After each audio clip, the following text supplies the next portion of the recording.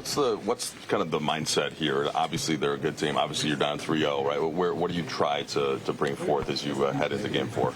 Energy. You know, we gotta stay with it. Got to be even more desperate than we are, and you know, we got to stay together and stay composed, and just leave it all empty, what we call empty in the tank. Just leave it all on the floor. Third quarters are over here, Marcus. I'm sorry. Third quarters collectively, you guys are down 31 points in 3 games. What's going on in that window in that third quarter? If I could tell you, we wouldn't be having this conversation. No, you know, we're trying to figure it out. We're throwing a lot at us on the fly, throwing different coverages, trying things. And it is tough. You know, you're playing against the defending champs, and they do a really good job of making you pay when you make mistakes.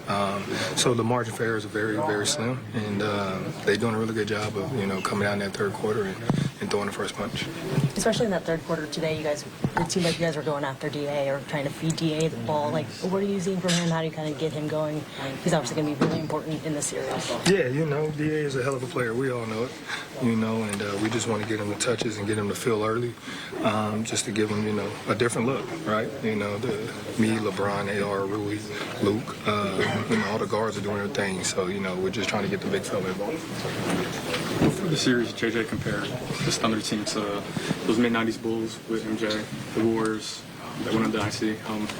Because he cited the net range. Just how do you play against those Warriors teams? Just how do you compare and contrast this Thunder team with those Warriors teams? Definitely, both teams did a good job of getting in the paint, right?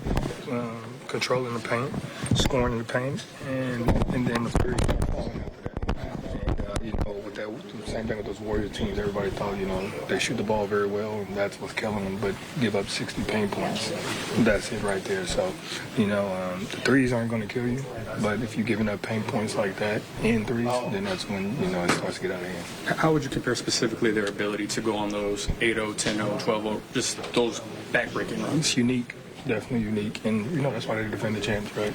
They got a really good staff, really good players, and a really good system that, you know, everybody buys in, and it makes it tough on you. So, you know, you tip your cap to them, and you go out there next game, and we try to give it everything we got.